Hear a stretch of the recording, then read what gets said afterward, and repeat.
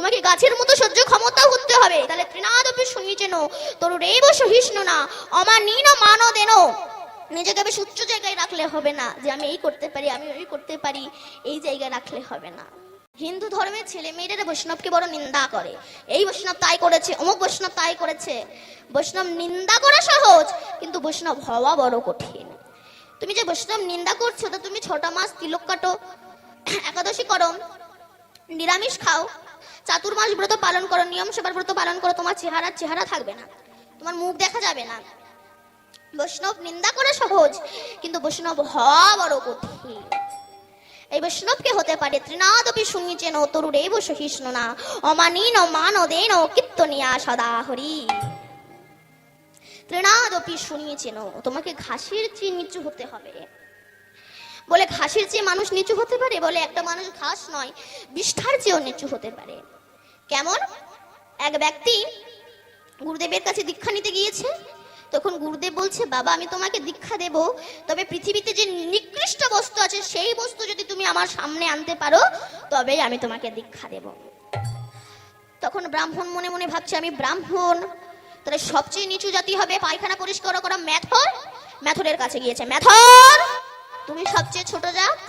মেথর বলছে, দেখো ভগবান আমাকে সৃষ্টি করেছে এই নোংরা পরিষ্কার করার জন্য।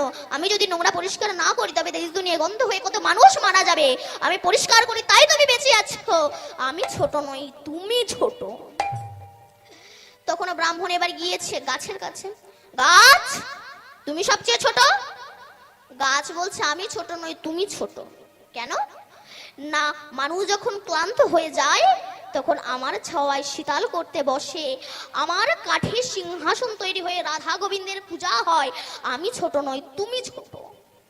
এবার ব্রাহ্মণ ওই ব্যক্তি গিয়েছে গরুর কাছে, গরুকে বলছে, গরু তুমি সবচেয়ে ছোট। গরু বলছে, আমি ছোট নই, তুমি ছোট। কেন? না, আমার দুধ ভগবানের সেবায় লাগে, আমার বৃষ্ঠা, আমার গোবর না হলে দেবতার পূজা হয় না, তাই আমি ছোট নই, ছোট হচ্ছে তুমি। এখন ব্রাহ্মণ তো ছোট খুঁজেই পায় না। ব্রাহ্মণ এখন, সেই ব্যক্তি এখন বিভিন্ন রকম রান্না করে খেয়েছে, খেয়ে বিষ্ঠা ত্যাগ করেছে, করে নাকে কাপড় দিয়ে বলছেন, এই হচ্ছে সবচেয়ে ছোট জাত। এই বলে যেই তুলতে যাবে তখন সেই বৃষ্ঠা বলছে, হে ব্রাহ্মণ। কে? বলে, আমি বৃষ্ঠা। বলে, বৃষ্ঠা আবার কথা বলতে পারে? বলে, বলতে পারে না, তবে আজ বলতে হচ্ছে।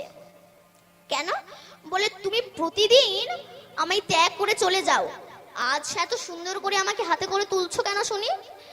তখন সেই ব্যক্তি বলছে, আমার গুরুদেব আমাকে বলেছে যে পৃথিবীতে যত নিকৃষ্ট বস্তু আছে সেই বস্তু নিয়ে যেতে, এই তুমি হচ্ছে সবচেয়ে বেশি নিকৃষ্ট বস্তু, তাই আমি তোমাকে নিয়ে যাচ্ছি। তখন সেই বৃষ্ঠা বলছে, আমি নিকৃষ্ট নই, তুমি ছোট জাত। কেন?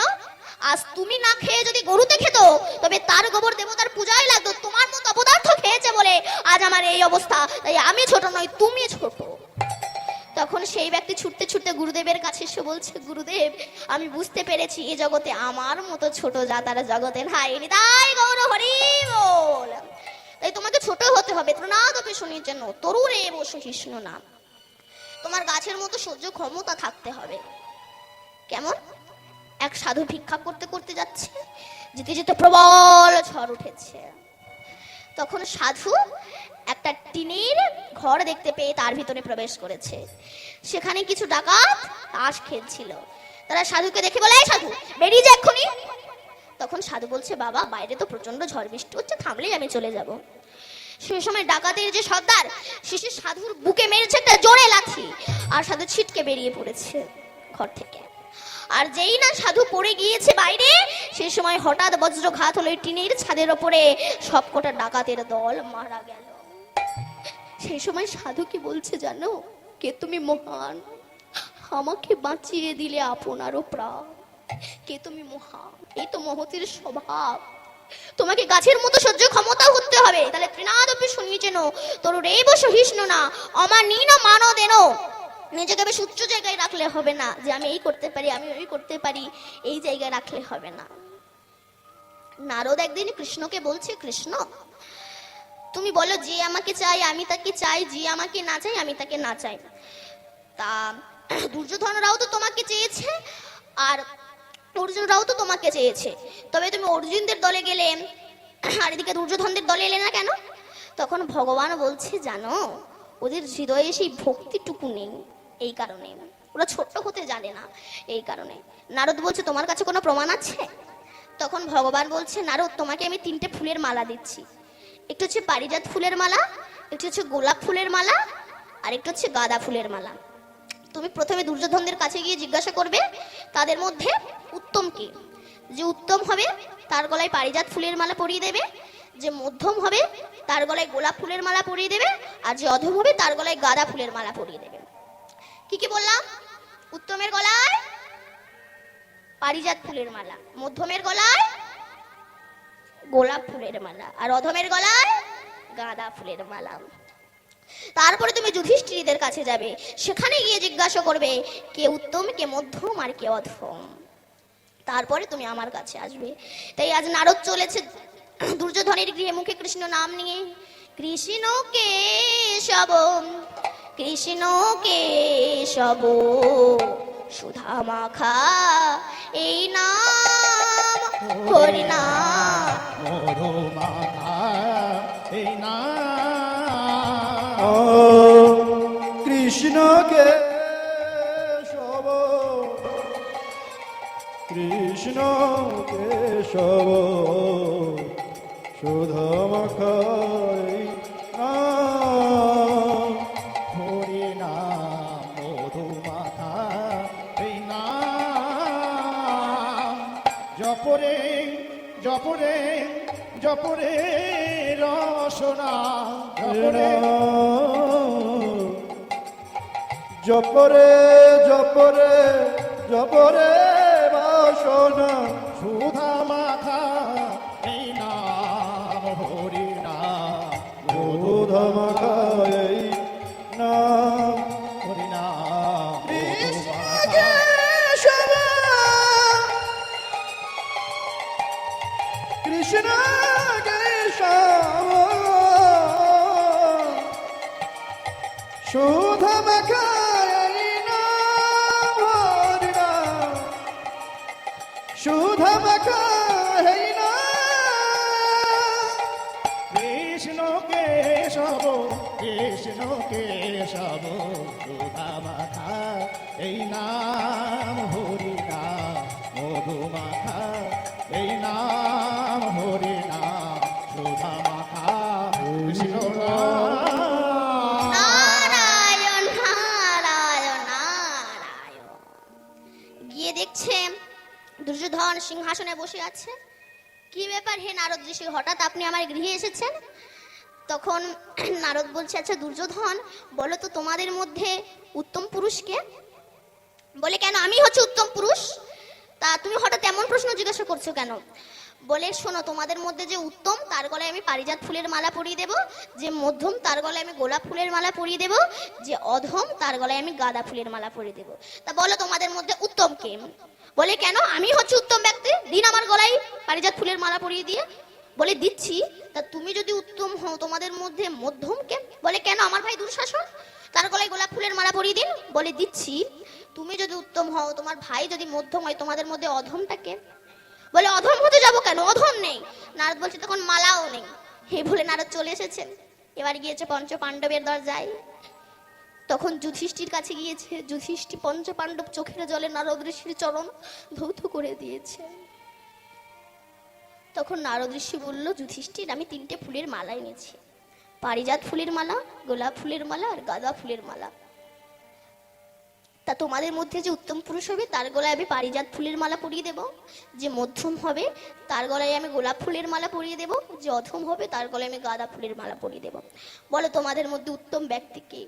তখন যুধিষ্ঠির করজোড় করে বলছে, যিনি আমাদের মধ্যে উত্তম ব্যক্তি তিনি এখন আমাদের মধ্যে নেই, তবে তিনি সিংহাসনে বসেন, তিনি হচ্ছেন আমার ভগবান শ্রীকৃষ্ণ। মালাটা দিন, আমি রেখে দিচ্ছি সিংহাসনে, তিনি আসলে আমি তানার গলায় পরিয়ে দেব, বলবো যে নারদ ঋষি পাঠিয়েছে। আচ্ছা তোমার কৃষ্ণ যদি উত্তম হয়, তোমাদের মধ্যে মধ্যম পুরুষকে? যুধিষ্ঠির বলছে মালাটা দিন, আমি তার গলায় পরিয়ে দিয়ে প্রমাণ করতে চাই তিনি হচ্ছেন আমাদের মধ্যে মধ্যম পুরুষ।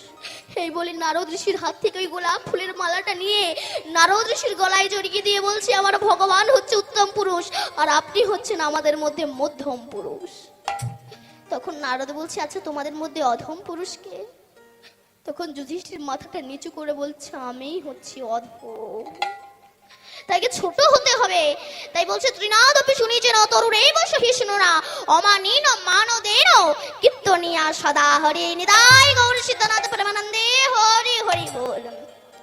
তাই ফুল বলছে, আমার কুসুম জনম আজ ধন্য হয়ে গেল। যখন কুরুক্ষেত্রের মাঠে যুদ্ধ হয়ে গেল, কৃষ্ণ গিয়ে দাঁড়িয়েছিল কুন্তির কাছে, পিসিমা এবার আমি যাই। কুন্তি বলল, বাবা তুই গেলে তো আর ফিরে আসবি না, তোর কাছে একটা জিনিস চাইবো, দিবি বাবা? কৃষ্ণ বলেছিল, বলো পিসিমা। তখন কুন্তি বলেছিল, কৃষ্ণ রে, তুই যতবার আমাকে পৃথিবীতে জন্ম দিবি ততবার আমাকে দুঃখ জ্বালা যন্ত্রণা ব্যথা বেদনা দিয়ে তুই আমায় জন্ম দিবি। কৃষ্ণ বলল, পিসিমা তুমি আর কত কাঁদবে? কি বাবা? কুন্তি কাঁদিনি? যেদিনে তুমি তোমার বড় ছেলে কর্ণকে জলে ভাসিয়ে দিলে সেদিন তুমি কেঁদেছিলে। যেদিন তোমার স্বামী পাণ্ডু মারা গেল সেদিন তুমি কেঁদেছিলে।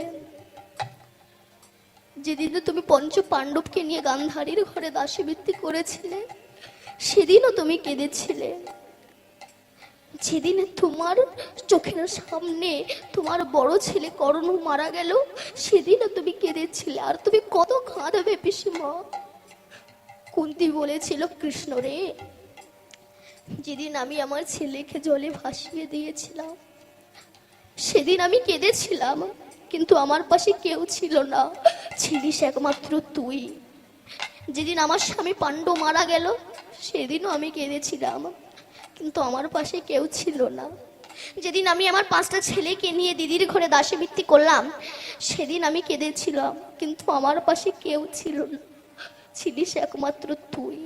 যেদিন আমার বড় ছেলে কর্ণ মারা গেল সেদিনও আমি কেঁদেছিলাম, কিন্তু আমার পাশে কেউ ছিল না, ছিলিস একমাত্র তুই। কিন্তু আজ আমি হয়েছি রাজমাতা, আমাদের কোনো কিছুর অভাব নেই, কিন্তু যে সুখে কৃষ্ণ নেই আমি চাই না ওই সুখ। ফিরিয়ে দে, ফিরিয়ে দে আমার কষ্ট, ফিরিয়ে দে আমার দুঃখ, ফিরিয়ে দে আমার জ্বালা যন্ত্রণা। কৃষ্ণ রে, আর একটা জিনিস চাইবো, দিবি বাবা? বলো পিসিমা। তুই আমার সামনে একবার দাঁড়া, আমি তোর এই ভুবন মঙ্গল রূপ দর্শন করে তোকে আমি একটু প্রণাম করতে চাই। তখন কৃষ্ণ বলছে, পিসিমা তুমি আমার চেয়ে বড়, আমি তোমার ছোট, তুমি আমাকে প্রণাম করবে? ওরে, তুই পুরুষ বলে তোকে প্রণাম করবো। আমি একা পুরুষ, জগতে আর পুরুষ নেই, আছে, তারা হচ্ছে নকল পুরুষ, আর তুই হচ্ছিস আদি পুরুষ, তাই আমি তোর চরণে প্রণাম করতে চাই। কৃষ্ণ রে, জগতে তোকে সবাই দেখে, কেউ তোকে চিনতে পারে না। কৃষ্ণ বলেছিল, পিসিমা তোমার চোখ খারাপ হয়ে গিয়েছে। কুন্তি বলেছিল, উপহাস করিস না বাবা। দুর্যোধন তোকে দেখেছিল, চিনতে পেরেছিল না? দুঃশাসন তোকে দেখেছিল, চিনতে পেরেছিল না? কংস তোকে দেখেছিল, চিনতে পেরেছিল না? শিশুপাল তোকে দেখেছিল, চিনতে পেরেছিল না? তোর পিতার নন্দ তোকে দেখেছিল, চিনতে পেরেছিল? যদি চিনতে পারতো, নন্দিনী পাদুকাকে তোর মাথায় তুলে দিয়ে বলতে পারতো, গোপাল যা পাদুকা দুটো গৃহে পৌঁছে দিস।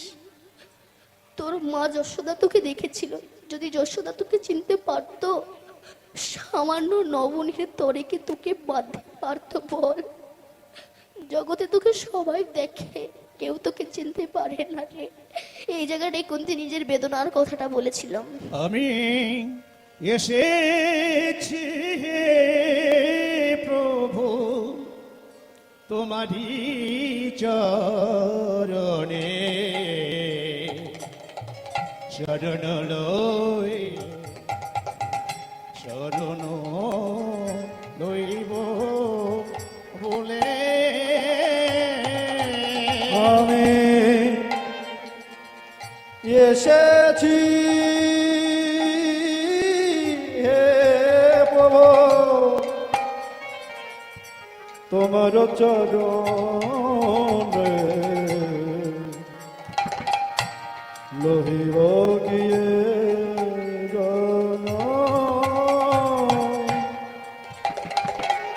না জানি সাধন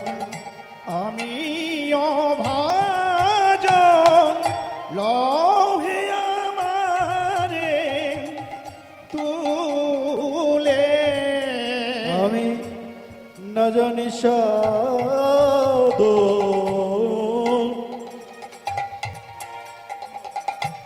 না জানি বুঝান লাহে আমায় বকমাঝে এসেছি হে প্রভু তোমার চরণে চরণ লইব বলে আমি চরণ লইব বলে আমি এসেছি প্রভু হে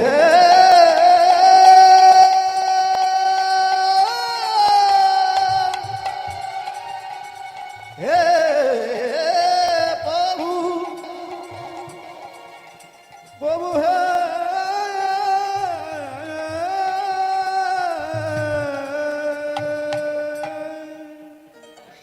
কৃষ্ণ মনে মনে ভাবলো আরো বেশিক্ষণ থাকলে পিসিমা আরো কিছু বলে দেবে, তাই দাদা যুধিষ্ঠিরকে বললো, দাদা তুমি সিংহাসনে বসো। তখন যুধিষ্ঠির বলেছিল, কৃষ্ণ তুমি কি আমাকে পাগল ভেবেছো? আমি চাই না সিংহাসন, আমি চাই তোমার রাতুল চরণ। তাহলে আমার কথা শুনবে না? চলো পিতামহ ভীষ্মের কাছে। ভীষ্মের কাছে নিয়ে গিয়েছে। তখন পিতামহ ভীষ্ম সরসজ্জায় সজ্জিত। এই যে তীরগুলো বিধে আছে, এই তীরগুলো কারা? কারা এগুলো? কেনই বা বিধে আছে? শুনুন তাহলে। যেদিন দ্রৌপদীর বস্ত্রহরণ হয়, সেই দিন দ্রৌপদী বারবার পিতামহ ভীষ্মের দিকে তাকিয়েছিল। মনে মনে ভেবেছিল, পিতামহ ভীষ্ম আছে যখন এ বাদে হবে, আমাকে কেউ বিবস্ত্র করবে না। কিন্তু পিতামহ ভীষ্ম সেখানে কিছুই বলেনি। তাই দ্রৌপদী যতবার পাক খায় আর ওই দাদুর দিকে তাকিয়ে আর বলে, দাদু যেমন তুমি আজ কোনো প্রতিবাদ করলে না, অভিশাপ দিচ্ছে তোমায়। আমার এই এক একটা চোখের জলের ফোঁটা এক একটা তীর হয়ে তোমার দেহের ভিতরে ঢুকে আমার থেকেও তোমাকে বেশি কষ্ট পেতে হবে। এই তীরগুলো বিধে আছে।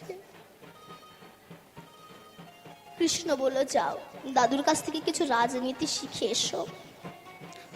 তখন যুধিষ্ঠির গিয়ে বলছে, দাদু তুমি তো চলে যাচ্ছ, আমাদের কিছু শিখিয়ে দিয়ে যাও। তখন দাদু বলছে, বাবারে অন্যায়কে জীবনে প্রশ্রয় দিবি না। পেছন থেকে সেই সময় দ্রৌপদী হেসে উঠেছিল, তোমার মুখে কথা শোভা পায় না। যেদিন লোকের মাঝে তোমার ঘরের কুলবধূকে বিবস্ত্র করছিল, সেদিন তুমি অন্যায়কে প্রশ্রয় দিয়েছিলে কেন? আজ তুমি শেখাচ্ছ? দ্রৌপদী, আমি অহংকার ব্যক্তির অন্ন খেয়েছিলাম। অহংকার ব্যক্তির অন্ন খেলে দেহে অহংকারের রক্ত জন্মায়। আমি দুর্যোধনের অন্ন খেয়েছিলাম বলে আমি প্রতিবাদ করতে পারিনি। তবে আজ কেন করছো? বুঝলে না, ওই তীরের আঘাতের ফলে সব বদরক্ত ঝরে গিয়েছে। আজ আমি পবিত্র হয়ে গিয়েছি। দ্রৌপদী, তুমি আমাকে ক্ষমা করে দিও। কৃষ্ণ বলল, যাও দাদুকে প্রণাম করে এসো। তখন সবাই প্রণাম করছে। মহাত্মা ভীষ্মের চোখ দিয়ে ধারা প্রবাহিত হচ্ছে। অর্জুন বলল, দাদু মূর্খেরা মৃত্যু ভয়ে কাঁদে, তুমি কেন কাঁদছো? বাবারে, আমি মৃত্যু ভয়ে কাঁদছি না, তবে তোমার চোখে ওই যে জল। বিশ্বদেব বলছে, নাতি রে, সবাই তো এলো, যার আসার কথা ছিল সে তো এলো না। তখন অর্জুন বলছে, দাদু কার আসার কথা ছিল? বলল, কৃষ্ণ। অর্জুন বলল, দাদু সে কি তোমায় কথা দিয়েছিল মৃত্যুর সময় সে তোমার কাছে আসবে? হ্যাঁ দিয়েছিল। কবে, কখন, কিভাবে? তখন ভীষ্মদেব সবকিছু বলছে। কুরুক্ষেত্রের মাঠে 5 দিন যুদ্ধ হয়ে গিয়েছে। একদিন সন্ধ্যাবেলা দুর্যোধন দাদুর কাছে এসে বলেছিল, দাদু, ও দাদু, তুমি আমার খাও, আমার পারো, আমার অন্নে প্রতিপালিত হচ্ছ, আমার এতগুলো ভাই মরে যাচ্ছে, তুমি দেখতে পাচ্ছ না? বিশ্বাসঘাতক। তখন ভীষ্মদেব বলল, দুর্যোধন, দুটো অন্ন খাওয়াস বলে আমায় এত বড় বাক্যে জর্জরিত করলে? ভীষ্ম বলছে, বাবা আমাকে দুটো অন্ন খাওয়াস বলে এত বড় বাক্যে জর্জরিত করলে? ঠিক আছে, আজ রাত 12টার সময় আমি গঙ্গাপুত্র ভীষ্ম পদ্মাসনে নয়ন মুদ্রিত করে বসবো, আর তোর স্ত্রী ভানুমতিকে তুই আমার কাছে পাঠিয়ে দিবি আর রাত 12টার সময়। আর তোর স্ত্রীর মাথায় আমি এমন আশীর্বাদ দেব, তোর আর কোনো ভাই মরবে না। দুর্যোধনের মনের আনন্দ সয় না, বাড়ি গিয়েছে। স্ত্রী ভানুমতিকে বলছে, ভানুমতি আর হাতের শাখা ভাঙতে হবে না, শীতে সিঁদুর মুছতে হবে না, আর কোনো ভাইও মরবে না, তুমি যাও দাদুকে প্রণাম করে এসো। তখন ভানুমতি বলছে, তোমার কি মাথা খারাপ? এই রাত 12টার সময় আমি একা মেয়ে মানুষ তোমার দাদুকে প্রণাম করতে যাবো? আমি পারবো না। এদিকে ভানুমতি যাবে না, এ তো দাদু জানে না। কৃষ্ণ মনে মনে ভাবলো, এই সুযোগে যদি আমি দ্রৌপদীকে ভানুমতি সাজিয়ে নিয়ে যাই, দ্রৌপদীর আর কোনো স্বামী মরবে না। আমার কৃষ্ণ গিয়েছে দ্রৌপদীর দরজায়, দ্রৌপদী, দ্রৌপদী। দ্রৌপদী বলল, কে এত সুধা মাখা কণ্ঠে আমায় দ্রৌপদী বলে ডাকছে? দরজাটা খুলে দেখছি কৃষ্ণ। কৃষ্ণ, সখা, এত রাতে দিলে দেখা, কিন্তু কেন? চলো আমার সাথে। কোথায়? আমি যাব যেথায়। কৃষ্ণ দ্রৌপদীর হাত ধরে পিতামহ ভীষ্মের দরজায় এনেছে। ভগবান মনে মনে ভাবছে, আজ একটু সুবর্ণ সুযোগ হয়েছে, আজ একটু আমি ভক্তের চরণ ধুলা নিতে পারবো। দ্রৌপদীর কাছে চাইলে তো দ্রৌপদী দেবে না। আমি দ্রৌপদীকে বলবো, দ্রৌপদী তুমি জুতো খুলে রেখে যাও, নইলে খটখট শব্দ হবে, দাদুর ধ্যান ভাঙতে পারে। আর যখন দ্রৌপদী জুতো খুলে রেখে চলে যাবে, সেই সময় আমি দ্রৌপদীর ওই খরম জোড়া বক্ষে ধরে আমি আমার আশা পূর্ণ করে নেব। দ্রৌপদীকে বলল, দ্রৌপদী জুতো খুলে রেখে যাও, নইলে খটখট শব্দ হবে, দাদুর ধ্যান ভেঙে যাবে। তাই করি মানা, জুতো পরেছিও না। কিন্তু কৃষ্ণের মনে যে কি বাসনা, দ্রৌপদী তো তা জানে না। তাই জুতো খুলে রেখে চলে যায়। আর সেই সময় ভক্তের জুতো ভগবানের হৃদয়ে ধরায়। যারা চরণ ধরে জগৎ কাঁদে, নদী যায় সাগরের কাছে। আজ সাগরও চলেছে নদীর কাছে। যারা চরণ ধরে জগৎ কাঁদে, সেই জগৎপতি আজ ভক্তের খরম জোড়া বক্ষে ধরে কাঁদছে। দ্রৌপদী পেছনে তাকিয়ে দেখলো কৃষ্ণ আমার খরম জোড়া বক্ষে নিয়ে কাঁদছে। তখন দ্রৌপদী বলল, কৃষ্ণ তুমি আমার খরম জোড়া বক্ষে নিয়ে কাঁদছো কেন? তখন কৃষ্ণ বলেছিল, দ্রৌপদী মনে বড় ইচ্ছা ছিল একটু ভক্তের চরণ ধুলা সর্ব অঙ্গে মাখবো, কিন্তু অপরাধের ভয়ে, পাপের ভয়ে কেউ দিতে চাই না। তাই তোমার ওই খরম জোড়া বক্ষে ধরে আমি আমার আশা পূর্ণ করে নিচ্ছি। দ্রৌপদী বলল, যদি চরণের দরকার ছিল আমায় বললে না কেন? বললে কি করতে? আমি আমার চরণ দুখানা তোমায় দিয়ে দিতাম, তোমার অপরাধ হতো না দ্রৌপদী। দ্রৌপদী বলছে, কৃষ্ণ সেই শিশুকাল থেকে দেহ মন প্রাণ যৌবন সব তোমার চরণে অর্পণ করেছি। দেহ যদি তোমার হয়, চরণ তো আমার না। তোমার চরণ তুমি ধরে কাঁদবে, তাতে আমার অপরাধটা কোথায়? কৃষ্ণ বললে, যাও দাদুকে প্রণাম করে এসো। দ্রৌপদী গিয়ে যেই না দাদুর পায়ে হাত দিয়েছে, দাদু তখন ভানুমতি মনে করে মস্তকে হস্তার্পণ করে বলছে, তোমার শীতের সিঁদুর এবং হাতের শাখা অক্ষয় থাকবে। দ্রৌপদী বলল, যেন দাদু তাই হয়। তখন দ্রৌপদীর কণ্ঠের স্বর শুনে ভীষ্মদেব বলছে, তুমি কে? দাদু আমি পাঞ্চালী। পাঞ্চালী? দ্রৌপদী তুমি এখানে?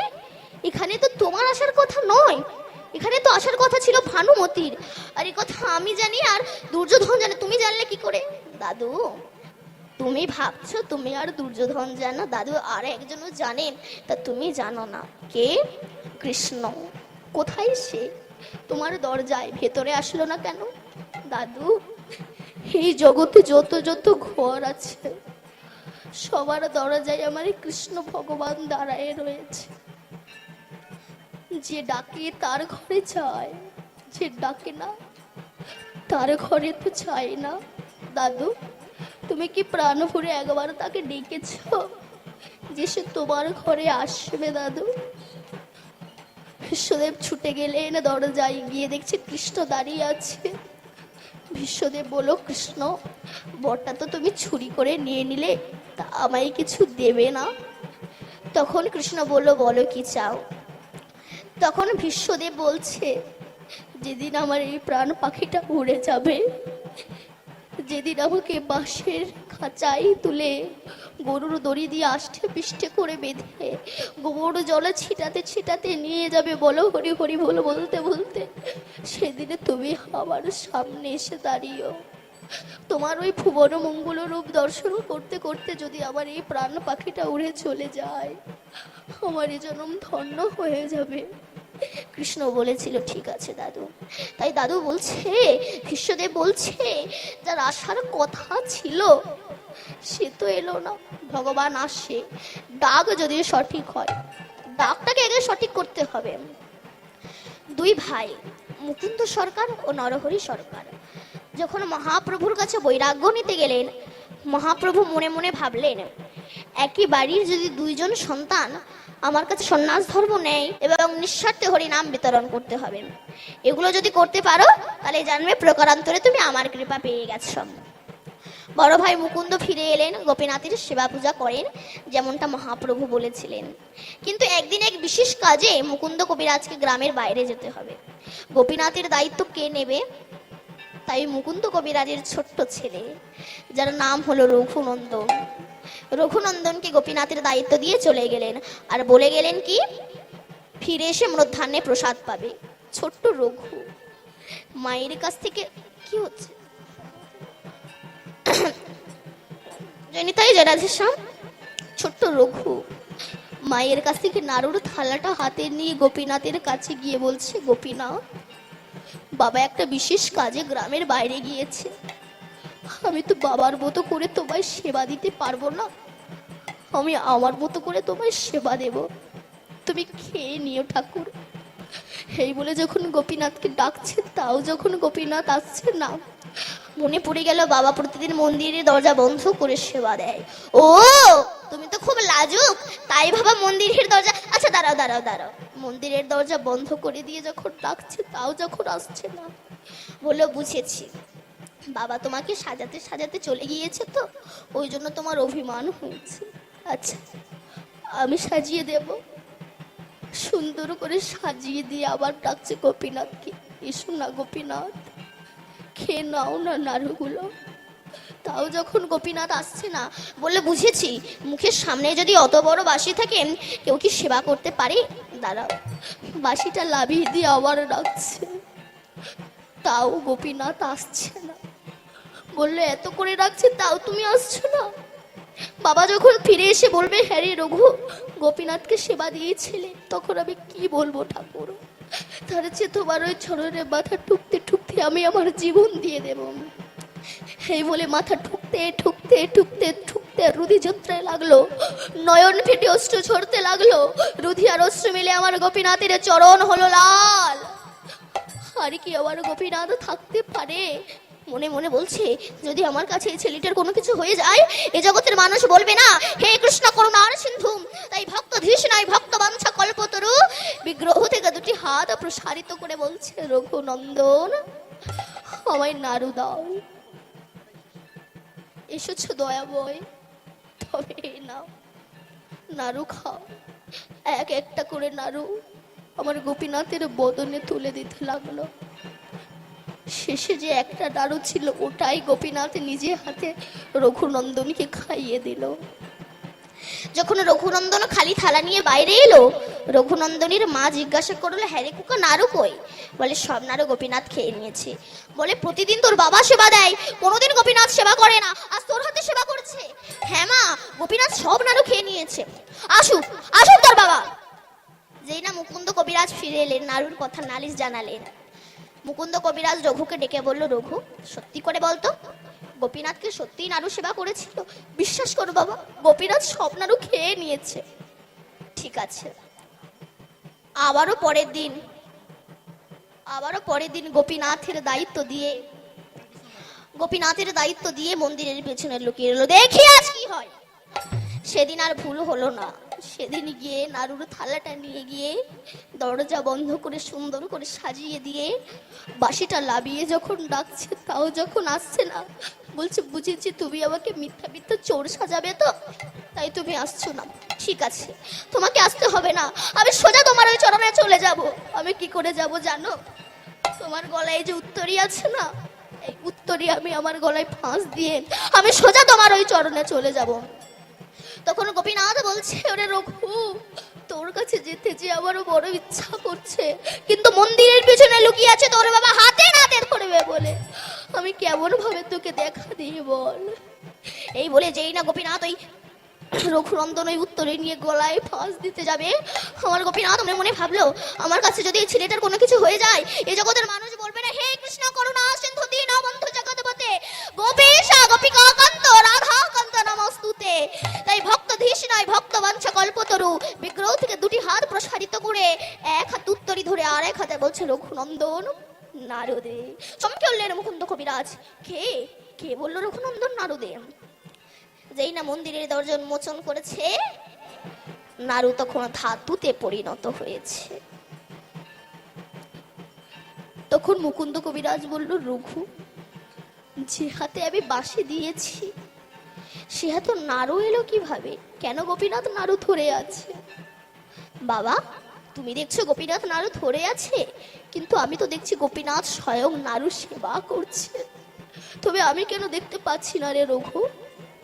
রঘুনন্দন গোপীনাথকে জিজ্ঞাসা করলো, গোপীনাথ, আমার পিতা কেন তোমায় দেখতে পাচ্ছে না? তখন রঘুনন্দন তখন গোপীনাথ বলছে, ওরে রঘু, তোর হৃদয়ে যে প্রেম নয়ন জাগ্রত হয়েছে, তোর পিতার ভিতরে সে প্রেম নয়ন জাগ্রত হয়নি, তাই তোর পিতা আমাকে দেখতে পাচ্ছে না। তুই তোর পিতাকে স্পর্শ কর, দেখতে পাবি তোর পিতাও আমাকে দেখতে পাবে। যেই না রঘুনন্দন স্পর্শ করেছে, তখন মুকুন্দ কবিরাজ মূর্ছা হয়ে গেল।